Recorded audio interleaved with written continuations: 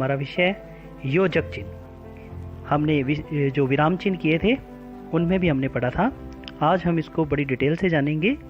योजक चिन्ह। योजक चिन्ह हिंदी भाषा में बहुत ही महत्वपूर्ण है। इस चिन्ह की बहुत ज़्यादा आवश्यकता होती है, क्योंकि इससे किसी भी शब्द के उच्चारण और प्रयोग में स्पष्टता आती है। कहीं कहीं तो योजक चिन्हों का ठीक प्रयोग ना हो तो शब्द का, उस वाक्य का अर्थ ही बदल जाता है। जैसे एक शब्द में बोलूँगा कुशासन।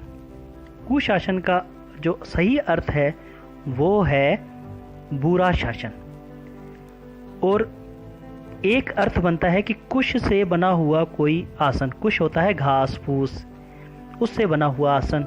तो अगर इनको अलग अलग ना करेंगे, कु के बीच में हम योजक चिन्ह ना लगाएंगे तो इसका अर्थ बिल्कुल ही बदल जाता है।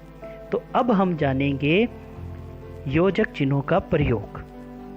दो विपरीत शब्दों के बीच योजक चिन्ह। जैसे हम विपरीत शब्द लिखते हैं, जैसे लिखते हैं रात दिन, पाप पुण्य, माता पिता, लेन देन, आदान प्रदान आदि। जब हम दो पदों के दोनों खंड प्रधान हो यानी बराबर हों, उनमें भी हम योजक चिन्ह लगाते हैं। जैसे लोटा डोरी, माता पिता, लड़का लड़की, दाल भात आदि। तो ये बराबर के खंड है।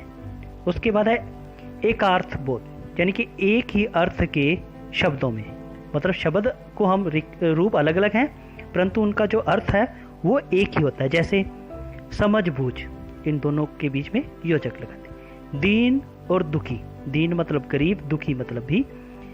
और सेठ साहूकार, हंसी और खुशी, नपा तुला आदि।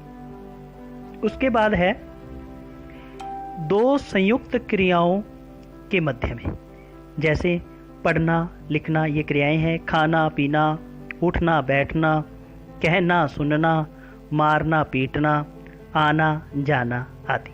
इनके बीच में हम योजक चिन्ह लगाते हैं इनको अलग करने के लिए। यदि दो विशेषण हो जहाँ पर, जैसे अंधा बहरा, भूखा प्यासा, इस तरह के शब्द। उसके बाद है जो हमें प्रेरणा देते हैं, देने वाली क्रियाएं हैं। जैसे चलाना चलवाना, इसको चलाना हम नहीं है, इसको चलवाना भी हम नहीं है। इस तरह हम शब्दों का प्रयोग करते हैं। जिताना जितवाना, कटाना कटवाना आदि।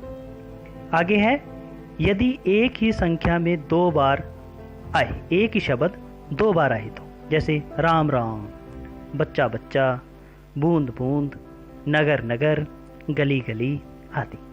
उसके बाद है निश्चय, जो संख्यावाचक है, जहाँ पर हमें पता होता है कि ये निश्चित है, वहाँ पर भी हम इनका प्रयोग करते हैं योजक का। कैसे? बहुत सा धन।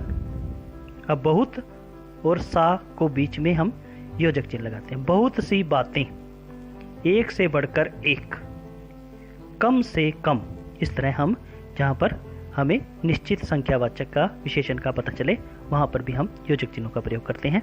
उसके बाद है संबंध कारक चिन्ह, जैसे का के की, जो जहाँ पर ना हो वहाँ पर इन शब्दों का प्रयोग करते हैं। जैसे रावण का वध, हमने रावण का शब्द हटा दिया और उनकी जगह क्या लगा दिया? योजक लगा दिया, रावण वध। प्रकाश स्तंभ, राम नाम, नहीं तो इनको हम कैसे बनाते? रावण का वध, प्रकाश का स्तंभ, राम का नाम। तो ऐसे का के की जो हमारे संबंध कारक हैं उनको हम हटाकर योजक का प्रयोग कर लेते हैं। मानव का शरीर, मानव शरीर। कृष्ण की लीला, कृष्ण लीला।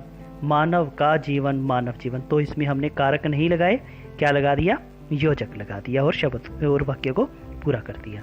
उसके बाद है लिखते समय यदि कोई शब्द पंक्ति के अंत में पूरा ना हो तो उक्त शब्द के आधे खंड के बाद भी योजक लगाया जाता है। जैसे व्यवहार वस्तुतः आपत्तिजनक है, उसका। तो इस तरह हम योजक चिन्हों का प्रयोग करते हैं। इसके कारण ही वाक्य में शुद्धि आती है और उच्चारण में शुद्धि आती है। धन्यवाद दोस्तों।